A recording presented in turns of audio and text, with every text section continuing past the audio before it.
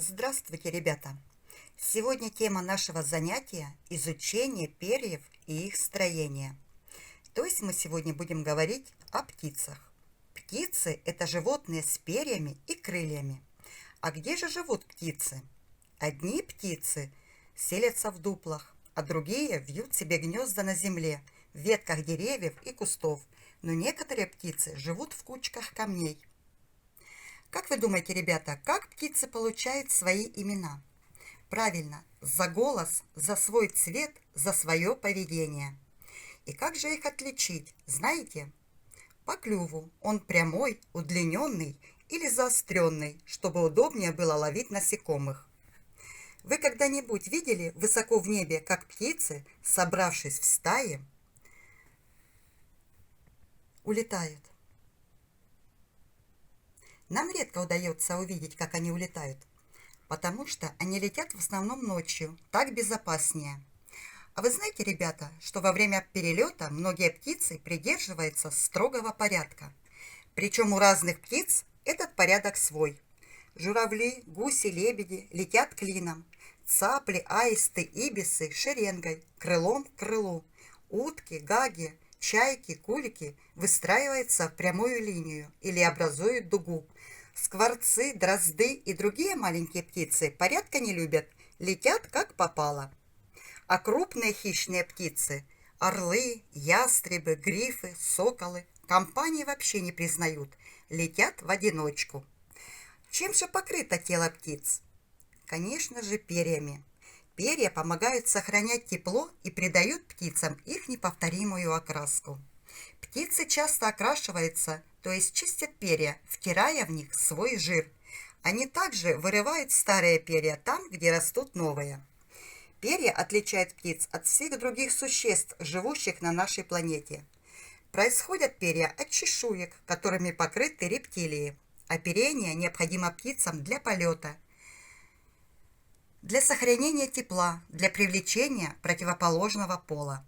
По цвету и форме перьев различные виды птиц отличаются также друг от друга, а в некоторых случаях благодаря оперению можно отличить самца от самки.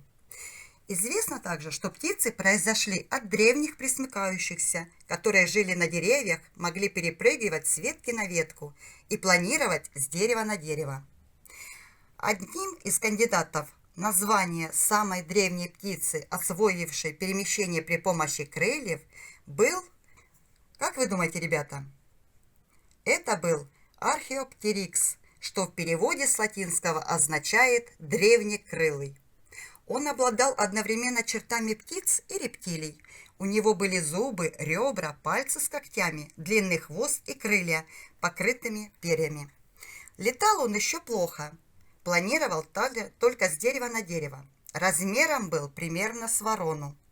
Жил он около 150 миллионов лет назад.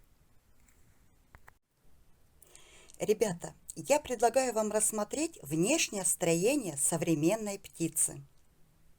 Какие части тела отличают птицу от пресмыкающихся? Это цевка, крылья. Поскольку птицы произошли от пресмыкающихся, у них должны быть общие признаки внешнего строения. К ним относятся почти полное отсутствие кожных желез, за исключением копчиковой, развитой у водоплавающих птиц. Наличие хорошо различимых чешуй на задних конечностях, ороговевших покров клюва, острые когти. Ребята, мы с вами на прошлом занятии рассмотрели внешнее строение птиц и поняли, что этот класс имеет какие-то черты класса пресмыкающихся, но с другой стороны отличается от них. В отличие от пресмыкающихся, птицы являются теплокровными, то есть температура их тела постоянна, примерно 41 градус, и не зависит от окружающей среды. Они относятся к высшим позвоночным животным. А как вы думаете, почему? Правильно, потому что они теплокровные. А какое же отличие внешнего строения является все же главным? Конечно же, это крылья и перьевой покров. Задумывались ли вы, почему птицы летают? Скелет птиц облегчен, кости полые, В некоторых из них появились перегородки, которые придают корпусу прочность. На грудине птицы имеется большой выступ – киль, который служит опорой для мощных летательных мышц. Некоторые современные птицы лишены киля, но одновременно они утратили и способность летать. У летающих птиц сильные мышцы расположены вблизи центра тяжести тела, что увеличивает устойчивость птиц во время полета. Большого развития достигают мышцы груди, поднимающие и опускающие крыло. У класса птиц удивительная система воздушных мешков. Это тонкостенные выросты бронхов. Они располагаются между внутренними органами и мышцами. Объем воздушных мешков в 10 раз больше объема самих легких. Во время полета мешки выполняют роль насоса. С их помощью в несколько раз увеличивается объем воздуха, проходящего по дыхательным путям. Благодаря этому кровь насыщается кислородом и на вдохе, и на выдохе. Кроме того, воздушные мешки охлаждают интенсивно работающие мышцы и органы. Многие ныряющие птицы с помощью воздушных мешков меняют вес тела, увеличивая его при погружении на глубину и уменьшая при выныривании. К полету приспособлено строение всего тела птицы. Передние конечности превращены в крылья, так что птицы стали двуногими. Перьевой покров легкий, прочный, надежно крепящийся на теле, дает незаменимую опору в воздухе. Перья придают телу обтекаемую форму, что очень важно при полете.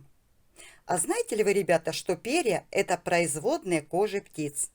Большинство перьев состоит из стержня или ствола, очин, опахала. Что такое ствол, понятно, а что же такое очин и опахала? Конец крупных перьев полный и называется очином в память о тех временах, когда перья очинялись для письма. Ведь на бумаге раньше писали гусиными или вороньими перьями, которые нужно было предварительно срезать наискось, заострять и расщеплять с помощью перочинного ножа. Отсюда и название ножа – перочинный. В толковом словаре сказано, что опахало – это приспособление для обмахивания во время жары или так называемый веер. В биологии опахало – это эластичная пластинчатая часть контура пера, лежащая по обе стороны от его стержня. Опахало состоит из множества тонких и узких пластин, бородок, расположенных в одной плоскости с двух сторон стержня. Перо состоит из кератина. Это такой белок, который образует наши ногти и волосы. Вот посмотрите. На картинке видно, что бородка первого канала вверху, между ними проходит ствол, затем бородка второго порядка с крючочками, и последняя, вот она, это очин. Ребята, а как вы думаете, перья у птицы одинаковые? Нет, конечно же, каждое перо выполняет свою функцию. Контурное перо формирует контур тела птицы. Эти перья придают телу птицы обтекаемую форму. Эти перья являются основным типом. Маховые перья – это длинные перья, предназначенные для полета. Поэтому прочны и образуют плоскость крыла. Крепятся эти перья по краю крыла. Перья, которые покрывают нижнюю часть маховых перьев, называются кроющими и являются вариантом контурных перьев. Также есть рулевые перья. Прочные и длинные перья составляют хвост птицы. Пуховые перья находятся под контурными перьями. В отличие от маховых перьев, у пуховых перьев очень тонкий стержень. Оборотки не содержат крючков. Это перья промежуточного типа между пухом и контурным пером. Пух отличается от пухового пера сильно укороченным стержнем, и поэтому бородки сильно отходят пучком от очина. Ребята, Также хочу напомнить вам, что нельзя поднимать перья на улице, какими бы красивыми они не были. Ведь оно могло быть от больной птицы, а существует много болезней, передающихся от птиц к человеку. А могут ли все эти перья принадлежать одной птице? Вот посмотрите. Вот у нас 4 перышка. И подумайте, могут ли они принадлежать только одной птице?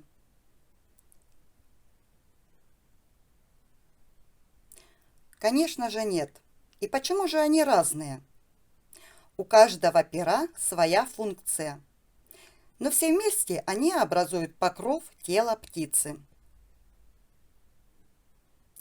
которые способны защитить ее от механического воздействия. Но есть у пера еще два главных свойства. Перья птицы обладают теплоизоляцией. Они сохраняют тепло тела и регулируют теплообмен с окружающей средой. Между бородками находятся молекулы воздуха, которые удерживают тепло тела. Распушив перья птицы в мороз, она как бы надевает шубу, а плотно прижав их к телу в жару, меняет ее на легкий кафтан. Наибольшей теплоизоляцией обладает пух и пуховые перья. Вот какие перья разные, видите? Ребята, и в завершение нашего занятия проведем с вами небольшой эксперимент с перьями. У меня два пера. Это курицы и гуся, а также емкости с водой. И у нас с вами версия. Гусиные перья не намокают, они покрыты жиром. Опускаем перья по очереди. Сначала гусиное перо.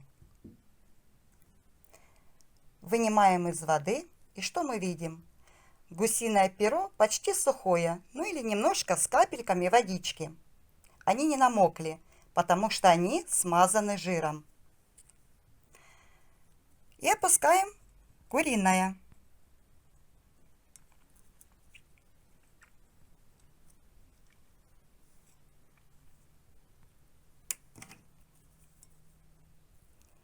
И что мы видим?